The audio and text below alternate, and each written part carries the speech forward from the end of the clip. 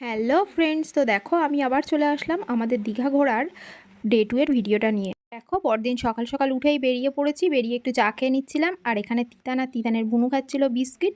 তিতান খেতে চাচ্ছিল না, আমি ওকে জোর করে খাওয়ানোর চেষ্টা করছিলাম। তারপর আমরা গাড়িতে উঠে গিয়েছিলাম। আমরা যাব একটু উদয়পুর বিচের দিকে। রাস্তায় একটু সকালের টিফিনটা করে নিচ্ছিলাম, তার কিছুক্ষণের মধ্যেই কিন্তু আমরা পৌঁছে গেছিলাম উদয়পুর বিচে। তো ওখানে গিয়েই বাচ্চারা স্নান করবে, আর যারা যারা স্নান করার মতো ছিল সবাই স্নান করবে বা একটু সমুদ্রে নামবে। তো দেখো সবাই এখানে ঘোরাঘুরি করছে, সমুদ্রে নামছে। তিতান তো গিয়েই শুরু করে দিয়েছে, ঝিনুক করাচ্ছিল, তারপরে বালিঘাট ছিল। আর আমি যেহেতু জলে নামিনি, তিতান কিন্তু ওর পাপার সাথেই গেছিলো অনেকটা দূরে একটু স্নান করতে।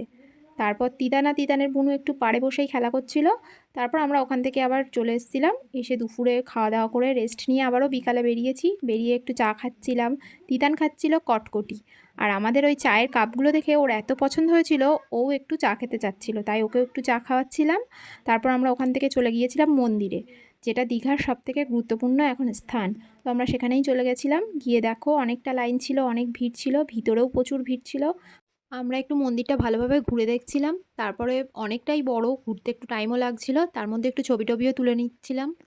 ছবি টবি তোলা হয়ে গেলে আমরা আর ওখানে বেশি দেরি করিনি, কারণ আমাদের আরও সেদিন কাজ ছিল, আর সেই দিনটাই আমাদের কাছে লাস্ট ছিল। ওই জন্য মন্দির থেকে বেরিয়ে আমরা একটু গিয়েছিলাম ঢেউসাগরে। ওখানে গিয়ে দেখো একটু ঘুরে টুরে নিচ্ছিলাম, আর বাচ্চারা একটুখানি ওই ঘোড়া টোড়া চড়ে নিচ্ছিল, একটু খেলা করে নিচ্ছিল। তারপর ওখান থেকে বেরিয়ে আমরা আবার গিয়েছিলাম ওল্ড দীঘাতে। ওল্ড দীঘায় কিছু কেনাকাটার ছিল, আর ওরা একটুখানি গাড়ি চড়ে নিচ্ছিল। আমার ছেলে তো গাড়ি চড়তে ভীষণই ভালোবাসে, তিতানা তিতানের বুনু তাই একটু গাড়ি চড়ে নিচ্ছিল। তো তারপর দিন আমরা সেই দিনটা থেকে পরদিন সকালেই কিন্তু বেরিয়ে পড়েছিলাম বাড়ির জন্য। তো এটাই ছিল আমাদের দুদিনের দীঘা ট্রিপ। আজ এইটুকুই, টাটা।